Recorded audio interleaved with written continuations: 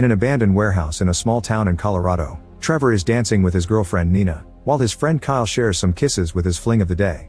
Suddenly Kyle coughs some blood, but his girl keeps kissing him anyway. Trevor and Nina are disgusted by this and go to another room, where something is running in the shadows.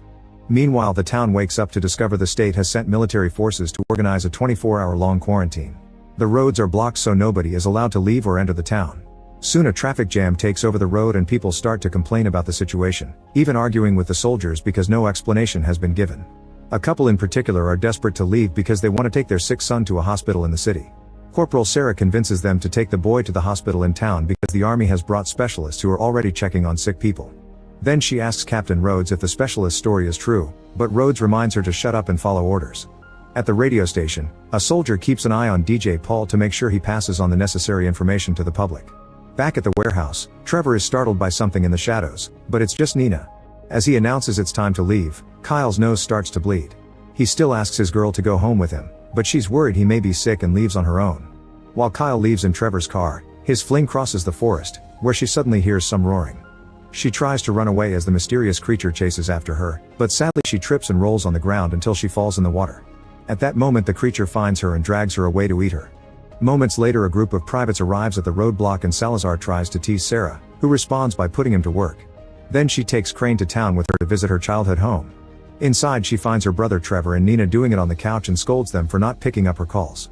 Neither of them knows about the quarantine, which makes Sarah angrier since her mother needs constant care.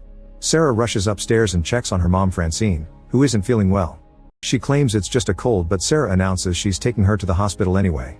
Downstairs, Nina realizes she has lots of messages from her dad too. Sarah comes back and Trevor explains Francine has been feeling ill since early in the morning. Nina tells her about Kyle's symptoms and Trevor wants to check on him, but Sarah tells her to stay home with their mom while she does the checking. Night has fallen by the time Sarah and Crane make it to Kyle's house and they're surprised to find the door open. The rooms are covered in blood, so the soldiers carefully search the building, but Kyle is nowhere to be seen. When Crane stands against the curtains, two bodies suddenly fall on top of him. It's Kyle's parents, who have been mauled. Sarah tries to call the cops but the phone isn't working, so on her way out she uses the military radio to call her captain.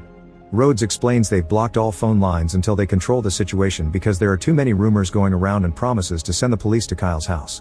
Afterward Sarah picks up Francine, Trevor, and Nina to go to the hospital. During the ride, Francine's nose starts bleeding. When they finally make it to the hospital, the place is packed with patients experiencing the same symptoms and the nurse tells Sarah to wait in line like everyone else.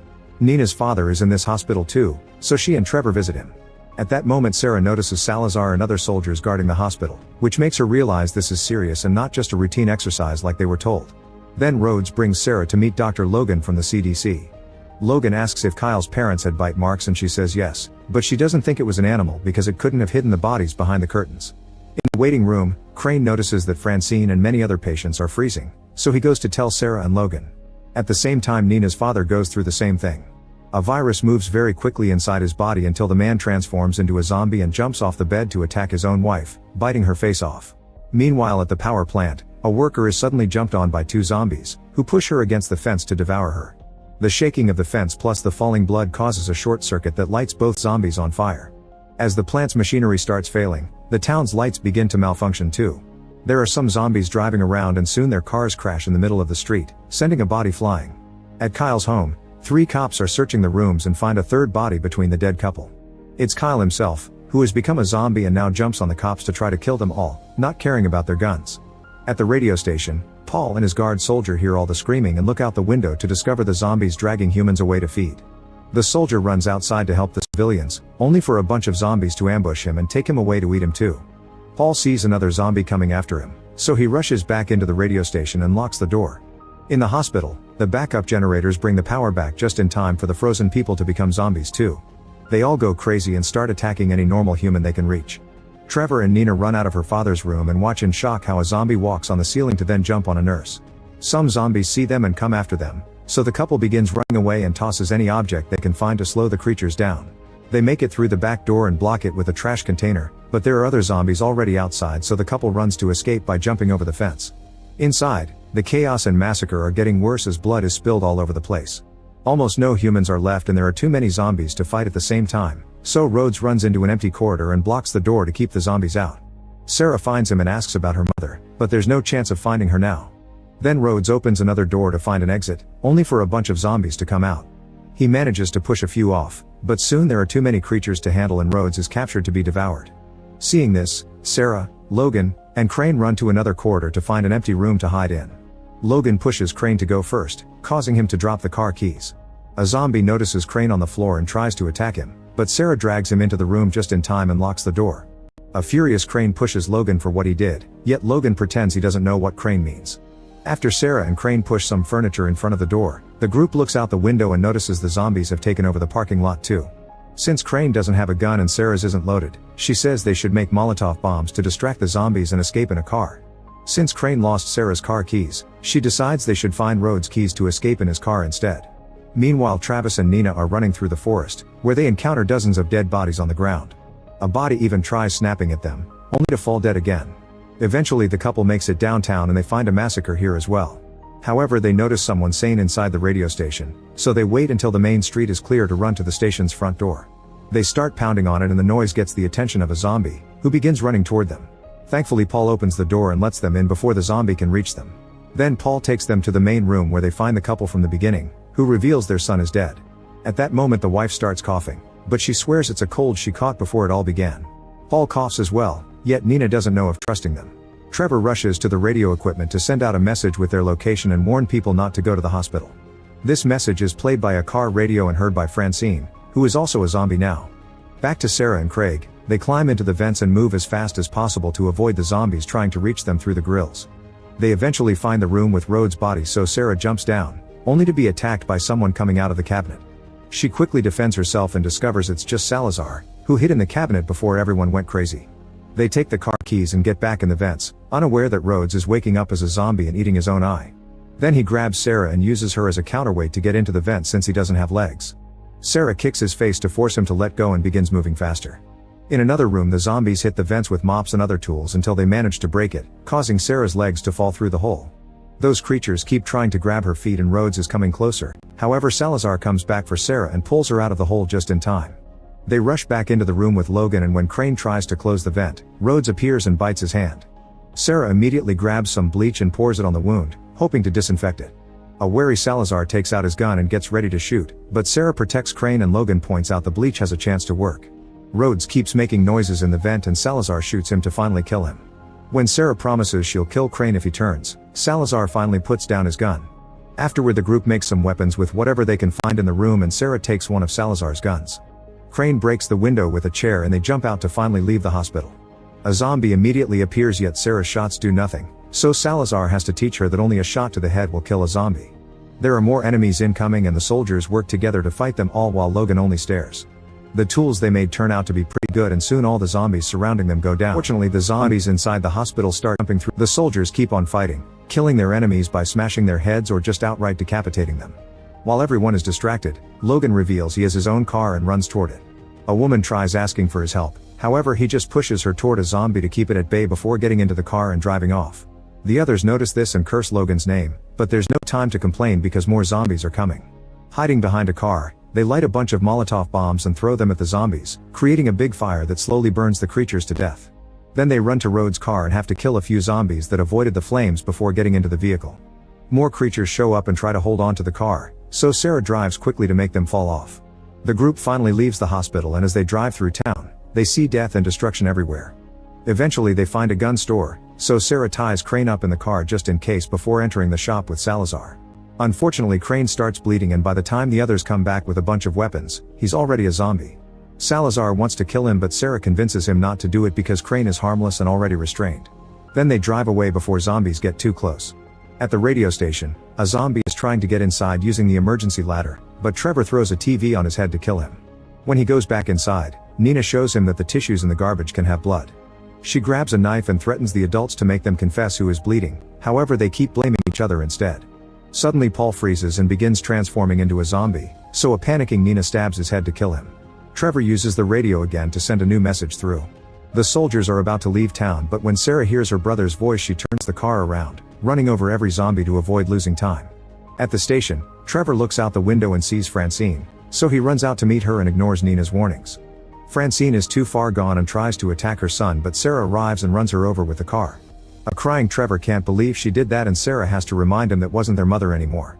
Meanwhile, Nina runs upstairs to tell the old couple that they're leaving, only to find the room mysteriously empty. When she looks behind the couch, she finds the husband dead. The zombified wife appears behind her and tackles her to the ground, so Nina has to start fighting her using any object she can find in the room and even breaking the furniture. At that moment, Trevor comes in and they start fighting her together with excellent teamwork. Outside, Salazar notices some survivors stuck behind a gate. They start climbing it to reach the soldiers, but zombies appear behind them and devour them. At that moment, Trevor and Nina push the monstrous wife through the window, and as soon as she lands, Salazar and Sarah shoot her to death. The shooting scares the zombies behind the gate, and now the group can leave in the car. During the ride, Salazar wonders why Crane won't attack them, and Sarah remembers Crane's vegetarian. Salazar still keeps on mocking and threatening Crane, clearly not trusting him. When they finally make it to the roadblock, they discover that the rest of the soldiers have also become zombies. One of them tries to reach inside the car, so Trevor comes out and shoots him. Salazar and Sarah join him and they kill as many zombies as possible with their guns, but they just won't stop coming. They have no choice but to get in the car and drive back. They don't know where else to go, so Trevor tells them about the abandoned warehouse. Sarah takes the car through the woods and they notice Kyle running among the trees. He jumps ahead and breaks the car's front window, causing it to lose control. As they struggle to keep Kyle's mouth away from their bodies, the car keeps going and crashes against a tree. Now Kyle is stuck between the wood and the broken glass, so Sarah can easily shoot him in the head. Afterward, the group keeps moving on foot and brings Crane along. Salazar never stops threatening him or insulting him, so by the time they make it to the warehouse, Crane is done. He starts shouting to give away their location, and soon a bunch of zombies break the door and the walls to attack them. The humans open fire, but there are too many enemies to deal with, so Trevor tells his friends to follow him. While the group goes downstairs to the basement, the zombies aggressively surround Crane. The basement turns out to be an actual isolated bunker. A few zombies try to follow the group, but they fire at them until they cross the thick metal door and lock it. Then they open a door at the back and are shocked to find a full research facility. They check the computers for answers, but whoever was here deleted everything before running away. Suddenly they hear a noise, so Sarah and Salazar start searching every room until they find Logan, who has been destroying the evidence. The duo threatens to shoot him until Logan explains he was part of Project Wildfire, which researched biochemical agents. He swears the project isn't behind the zombie virus, but he's interrupted by Trevor, who has found a video file in the computer. The recording shows a scientist admitting that the virus they created to attack foreign troops has mutated and lost control, so he had to kill all his infected colleagues. The video ends when the doctor transforms into a zombie too and destroys the camera. Hearing a roar nearby, the group leaves the office and finds the zombified doctor, so they start shooting him until he gets too scared and runs away. Salazar and Sarah go after him only to discover he's escaped by crawling through the vents. A different zombie tries attacking Salazar, but he quickly decapitates her. The duo then goes back to the others, shooting at the vents whenever they hear a noise. Logan has no idea where the emergency exits are, but Salazar recognizes this bunker as a model from the war and says they only need to find the missile silos to escape. As the team walks through the corridors, the doctor reaches from above and kidnaps Logan. He quickly kills him and then throws the body in front of the others. The group hurries up, but after wandering for a while they still can't find the silo. Despite Salazar's protests, they decide to split to cover more ground. Sarah and Salazar end up finding the silo first and they go through the first door without issues. However, after crossing the corridor they find tons of zombies hiding in the next room. Both soldiers open fire, but the zombies surround Salazar and knock him to the ground.